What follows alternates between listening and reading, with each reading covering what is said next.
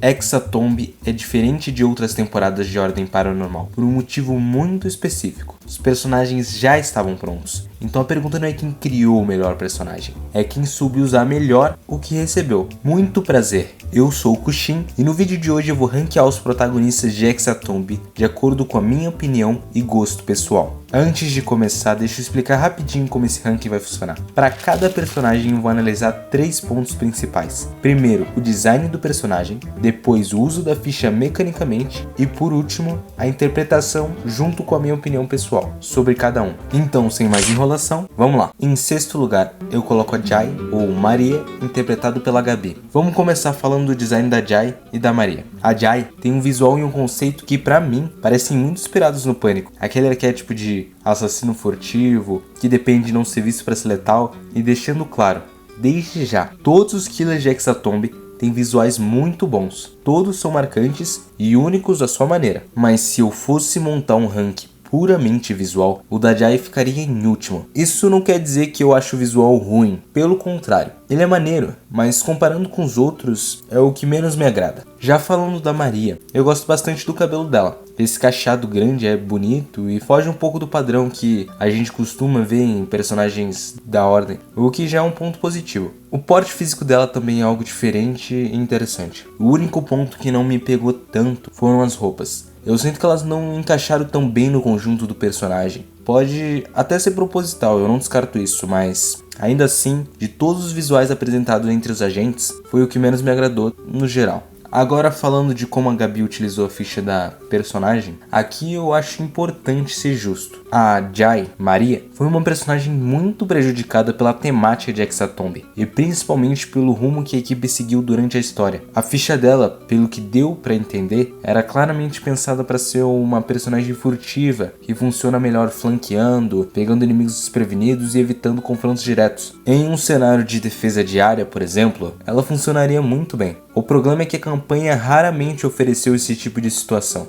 Nos grandes confrontos da temporada, a participação dela acabou sendo bem limitada. Contra os couraças, ela ficou incapacitada pela escalada, e contra os vampiros, acabou dando o azar de bater de frente com o Raziel. Nesses casos, eu não coloco a culpa na Gabi, mas sim na dificuldade absurda de jogar com uma personagem desse tipo naquele contexto específico. Antes de entrar de vez na interpretação, vale um comentário importante, e isso vale para todos os personagens desse ranking. Tudo que eu vou falar aqui é minha opinião sobre os personagens, não sobre os jogadores. Em nenhum momento eu quero criticar a forma como alguém interpretou seu papel. Todo mundo ali se empenhou muito e eu mesmo não chegaria perto do nível deles. Hexatomb, inclusive, é uma das temporadas mais difíceis de interpretar, porque os jogadores receberam personagens já existentes e precisaram lidar com a recuperação gradual de memórias, o que naturalmente muda a forma como o personagem é interpretado ao longo da história. Dito isso, vamos pra Jai Maria. No começo a Jai não era uma personagem que me pegou muito. A vibe inicial não bateu comigo, mas com o tempo eu fui entendendo melhor ela. E cheguei até a gostar em alguns momentos dos primeiros episódios. Tem uma cena específica que sempre me vem à cabeça, quando o grupo cogita utilizar o pomba de alimento. E a própria Jai, ela chama a atenção de todo mundo, lembrando que eles eram agentes da Ordem e não podiam tomar esse tipo de decisão. Ali ela subiu um pouco no meu conceito, porque aquela situação eu já estava achando maluquice já. Na minha visão inicial, tanto a Jai quanto o Labirinto pareciam os personagens mais racionais, entre aspas, do grupo, aqueles com mais chance de assumir algum papel de liderança entre os mascarados. Só que isso dura até certo ponto. Quando ela coloca a máscara, a Jai muda completamente. As decisões passam a ser cada vez mais questionáveis e a influência da escalada só piora isso. Algumas atitudes dela me deixaram genuinamente irritado. A cena é que ela e o Henry estão discutindo e ela simplesmente dá uma facada nele do nada, tirando uma quantidade considerável de vida, foi uma delas. Outra foi quando o grupo precisava roubar o sacrifício dos psicoleira. Mesmo depois de combinarem que não atacariam ninguém, ela ignora tudo e ataca a Cindy. Aquilo não fazia sentido nenhum. O grupo precisava dos psicoleira para a luta final. Aquela decisão só prejudicava a própria equipe e ela mesma. Depois disso, confesso, durante o resto da temporada a personagem só me gerava raiva. Cada dano que ela tomava eu comemorava internamente um pouquinho. Mesmo assim eu não queria que ela tivesse morrido da forma como morreu contra o Raziel. Eu achei um desperdício. Apesar de eu não gostar tanto da personagem, personagens mais disruptivos trazem uma imprevisibilidade para a história que é legal. E nisso a Gabi mandou muito bem em criar alguém realmente odiável.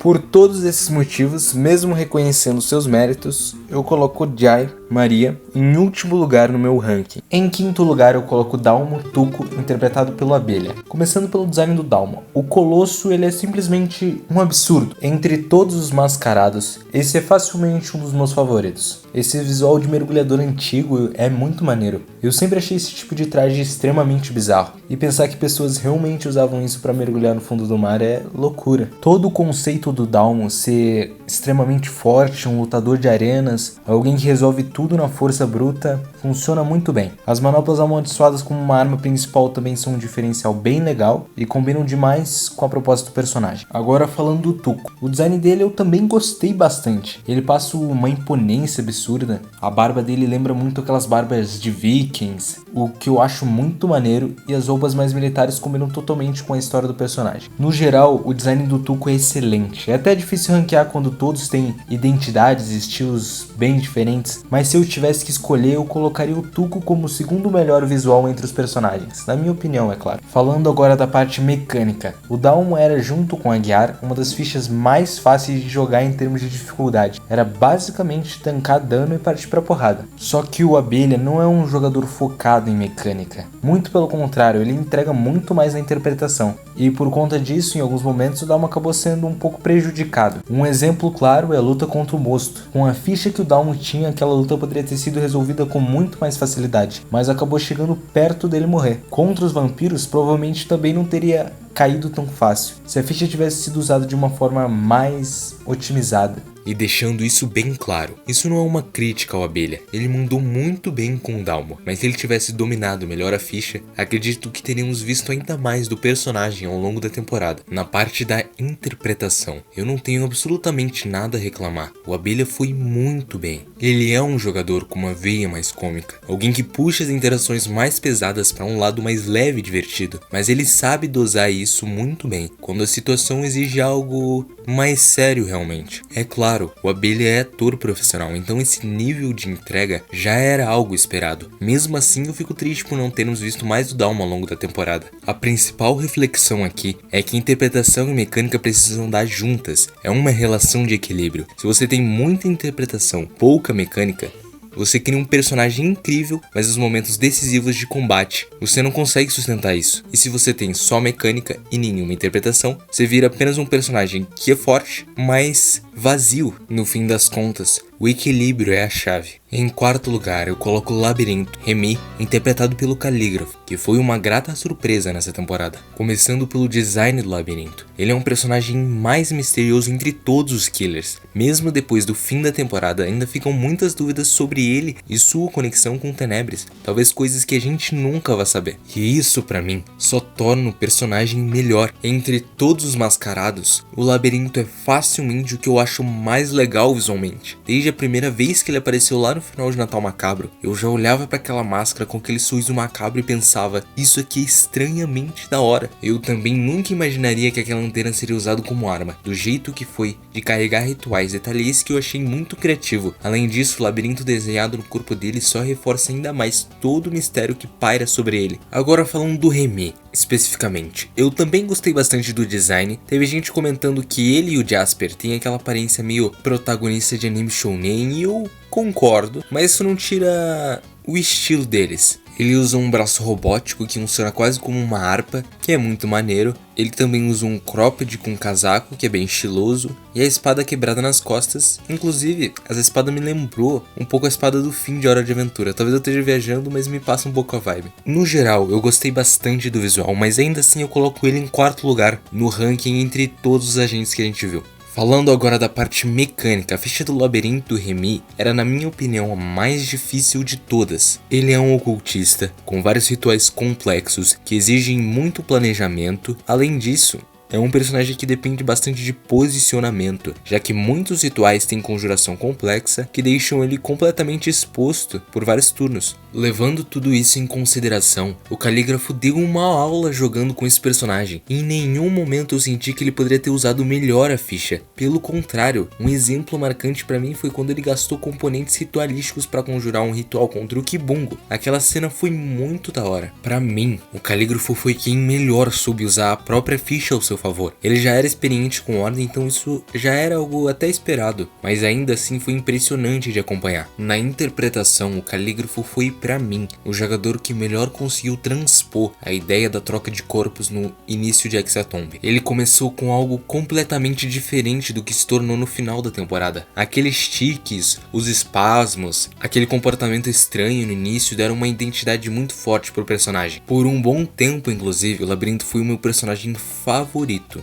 Assim como aconteceu com a Jai, eu vi o Labirinto como uma espécie de líder não declarado dos mascarados. Ele tentava organizar o grupo, puxava sempre pro lado mais lógico das decisões. Isso muda um pouco depois que ele entra em contato com a Escarlata junto com a Jai. A partir dali, o Remy começa a se estabelecer mais como indivíduo, ficando mais confiante, mas ainda mantendo esse papel de liderança. Uma cena que eu achei excelente foi quando o Labirinto conduziu a discussão sobre quem eles deveriam se aliar, os Couraça ou os Psicoleira. Mesmo pendendo mais pro lado dos Couraças, ele perguntou a opinião de todo mundo. Ficou 3-2 pros Couraças, mas ainda assim ele foi perguntar pro Henry, que era o sacrifício que ele queria, e acatou a decisão que ele tomaria. Aquilo foi muito foda. Outro momento absurdo de bom foi quando ele colocou a máscara. Ali ele virou outra pessoa, jeito mais caótico, quase coringando, mas ainda tentando manter uma fala controlada. Foi um espetáculo. Pra não me estender demais, o Calígrafo mandou muito bem, o que não é nenhuma surpresa. Fiquei extremamente feliz dele ter sobrevivido, porque é um personagem que ainda tem muito a entregar. O terceiro lugar vai pro meu querido Aguiar, Jasper, interpretado pelo Cereal, que com certeza também foi uma das grandes surpresas dessa temporada. Começando pelo design do Aguiar, ele é basicamente o Jason clássico, e isso já é muito foda por si só. Eu acho que ele tem um design mais simples entre todos os kills, mas ao mesmo tempo ele é a figurinha carimbada do grupo. Quando eu penso nessa equipe, o primeiro que vem à cabeça com certeza é o Aguiar. Agora falando do design do Jasper, eu gostei bastante. Como eu já tinha comentado antes, tanto ele quanto o Remy passam muito aquela vibe de protagonista de anime shounen, e sendo bem sincero, não importa, ficou muito bom. Eu curti demais os detalhes do visual, os óculos cheios de estilo, a touca, o fato dele ser albino, o contorno estiloso, mas o que mais chama atenção com certeza são as armas junto das tatuagens. Foices já são um dos meus tipos de arma favoritos, e aquelas ali são puro estilo. No geral, o visual do Jasper eu curti bastante. Falando agora da parte mecânica, o Cereal junto com o Calígrafo foi sensacional nesse quesito, mas o que torna isso ainda mais impressionante é lembrar que essa foi uma das primeiras vezes dele jogando RPG. A ficha do Aguiar, assim como a do Dalmo, era uma das mais fáceis de lidar mecanicamente, e o Cereal soube aproveitar muito bem isso. Ele usava habilidades como Predador Perfeito de forma inteligente e conseguia lidar com os inimigos com muita consistência. Mas o que mais me encantava não era só a eficiência, era a narração. Cada ataque era descrito de um jeito diferente, cada finalização tinha um estilo próprio. Isso deixava as cenas muito mais vivas e divertidas de acompanhar. Mecanicamente, o Cereal mandou muito bem. Na interpretação, eu curti bastante acompanhar a evolução do personagem. A cada episódio, o Aguiar ia ficando melhor conforme as memórias do Jasper iam voltando. Pra mim, o grande ponto de virada foi no episódio 4, quando ele se conecta com Henry. Os dois tinham passados parecidos e essa relação quase de irmãos funcionou demais. É claro, aquela cena absurda do mutilador noturno também contribuiu. Foi extremamente poético Aguiar ser o primeiro a colocar a máscara. Eu arrepiei assistindo aquilo. Conforme o Aguiar ia se tornando mais Jasper, eu ia gostando cada vez mais dele. Eu também gostava muito da forma como ele se preocupava com os NPCs. Quando o Pombo estava com o Cristino, foi o Aguiar o principal responsável por puxar a ideia de salvá-lo. Teve também a cena com a Cleo, onde ele tenta ajudar mesmo ela não querendo. Esse é um personagem que eu lamento muito ter perdido. Eu senti que ele ainda tinha muito a entregar. O Cereal entregou demais e eu espero de verdade que ele volte no Apocalipse, nem que seja para ser uma participação especial rápida. E agora o nosso segundo lugar fica com a Kemi Lena, interpretado pela Biamão. E Cara, eu tinha simplesmente esquecido o quanto ela é boa jogando RPG, começando pelo design da Cammy. O conceito dela é muito interessante. Essa ideia de um fantasma mercenário extremamente habilidoso com armas, eu gostei bastante. O cabelo branco com dreads é lindo, dá muita personalidade pro visual. A máscara dela também é muito boa, apesar de só ser umas faixas ali. Agora falando da Lena, aqui eu vou ser sincero, o design dela foi o meu favorito entre todos os agentes. A blusa transparente é muito estilosa, mas o detalhe que mais me ganhou foram os brincos. Se você reparar bem, cada joia faz referência a um elemento do outro lado. É um detalhe que eu só percebi depois, mas que é muito maneiro. Visualmente, a Lena é incrível. Falando agora da parte mecânica, a ficha da Cammy tinha, junto com a da Jai, uma dificuldade média, principalmente porque ela depende de distância para ser realmente efetiva, e sem munição ela perde muito do impacto. Mas sendo bem sincero, eu achei a ficha da Cammy uma das mais roubadas da temporada. Em praticamente todo o combate em que ela estava, ela dava dano pra caramba. A vantagem de ser uma atiradora é justamente essa, causar muito dano sem correr tanto risco de receber isso de volta. E com a máscara, isso ficava ainda mais absurdo. As balas teleguiadas eram completamente insanas. Não precisava nem de um campo de visão para acertar o inimigo. Era roubado demais. Para completar, ela ainda ganhou a habilidade do sino, que dava ainda mais chances de agir nos combates. A Biamon, na minha opinião, soube usar perfeitamente tudo que ela tinha em mãos. Em nenhum momento eu senti que ela poderia ter sido melhor mecanicamente. Ela extraiu tudo da ficha, na minha opinião. Agora vem a parte mais importante, a interpretação. Quando a Biamon foi anunciada para esse spin-off, eu confesso que num primeiro momento eu não curti tanto. Não porque ela seja ruim, pelo contrário, eu sabia que ela era muito boa. A Amelie é uma personagem excelente. O problema é que eu queria ver alguém novo em Ordem, e eu achei que ela não voltaria para outro spin-off. Só que eu tinha esquecido de um detalhe importante. A Biamon não é só boa, ela é incrível. O nível de entrega dela é outro patamar. Ela se entrega completamente ao personagem, sente as emoções de verdade e consegue trazer uma dramaticidade absurda para as cenas. Isso faz a gente criar empatia, porque dá pra vê-la sentindo a dor do personagem. Além disso, ela foi perfeita no papel de mãezona do grupo, aquela que conforta, cuida e sustenta emocionalmente os outros personagens. Foi ela que conversou com Pomba sobre o que aconteceu no lago e ajudou ele a lidar com aquilo. Ela também se aproximou do Henry, conversou com ele e prometeu que ele sairia vivo. Essas cenas foram muito fortes, muito marcantes. Ela era, junto com o Labirinto, uma das únicas personagens capazes de realmente tirar o grupo do estado de morrendo. Tem várias cenas excelentes dela salvando o Dalmo, o Eloy e o próprio Pomba mais de uma vez. E ainda por cima, ela desenvolveu o que é provavelmente um dos melhores romances de Ordem Paranormal, com o Eloy dando pra ele muito mais importância do que ele realmente teria originalmente. Na minha opinião, a Biamon jogou demais. Ela é extremamente boa no que faz. Eu fico realmente ansioso pra ver o que ela vai entregar com a Amelie em Apocalipse. E agora, o meu primeiro lugar, o nosso sacrifício preferido, Henry Juan, interpretado pelo Bastet. O que o Bastet fez com esse personagem elevou muito o nível dele. Mas antes de eu falar da interpretação, eu preciso começar pelo design. Esse redesign do Henry Hexatomb é simplesmente incrível. Ele ficou muito mais estiloso. O cabelo mais jogado pra frente, as correntes, tudo isso deixou o visual muito mais marcante. A diferença entre a arte dele em Descongelação, Calamidade e agora em Hexatomb é absurda. E a armadura de sangue, ela evoluiu demais. Agora o Henry realmente parece um demônio, não só alguém coberto por uma armadura. O design transmite presença, ameaça e poder. Foi uma evolução visual muito bem feita. Falando agora da parte mecânica, aqui eu confesso que eu fico um pouco dividido.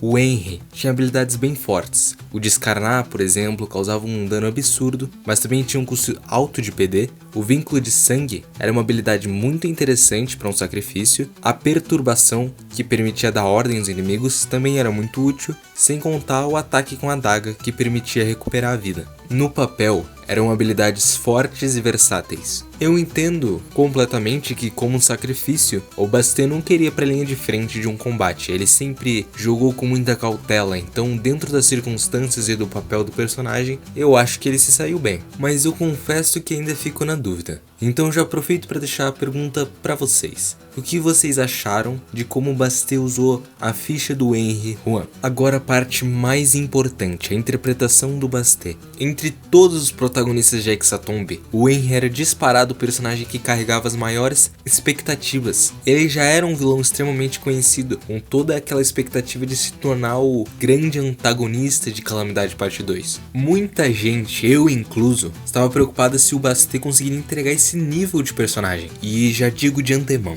ele entregou isso e um pouco mais. Logo na primeira aparição, ele já saiu muito bem. A risada que o Bastet criou pro Henry é extremamente marcante e virou uma assinatura do personagem. Desde o início, ele manteve o Henry fiel à essência, sádico, maníaco, perturbador, mas, ao mesmo tempo, ele fez algo muito difícil, humanizou o personagem. Aos poucos, ele foi moldando o Henry à sua maneira, adicionando sentimento, sem descaracterizar quem ele é. Algumas cenas deixam isso muito claro. Quando o Aguiar lembra do passado ao olhar pro lago, o Henry cria uma conexão forte com ele, justamente por eles terem histórias muito parecidas. Outra cena muito marcante é quando o Pombo é sequestrado e deixa uma carta de despedida com um trecho para cada personagem, inclusive pro Henry. Quando o Bastet fala que o Henry nunca tinha recebido uma carta, aquilo muda completamente a forma como a gente vê o personagem. Ele deixa de ser só o vilão de Desconjuração e passa a ser alguém com camadas, mas o Henry também não deixa de ser o Henry. Quando o Nando invade a casa e atira nele, ele ativa a armadura de sangue e parte pra cima como um animal pronto pra matar. Quando os vampiros invadem o circo dos Psicoleira em busca de vingança, o Kaito entra em desespero ao ver todo mundo morrer e faz de tudo para que matem o Henry primeiro. E o que o Henry faz? Ele encara o Raziel, tenta não demonstrar medo nenhum e ainda manda ele matar o Kaito no lugar dele, porque o único que tava com medo ali era o Kaito. Eu achei essa cena incrível e eu confesso que queria muito que o Raziel tivesse aceitado. Aquela cena teria sido ainda mais absurda, mas o que veio depois também foi bom. Na parte em que o Pombo é sequestrado, o Henry arrasta o Kaito pelo cabelo até a caverna. O Bastet interpreta perfeitamente o Henry se segurando para não matar ele antes de chegar no Cristino. Aquilo é pura interpretação do Bastet, que ficou muito legal. Sinceramente, eu poderia falar muito mais sobre esse personagem, mas para não me estender muito, a conclusão é simples. Hexatombe é a temporada do Henry Juan. Tudo nessa história foi construído para transformar esse personagem no vilão final do Apocalipse. E se depender do que o Bastet entregou aqui, esse vilão vai ser histórico. Bom,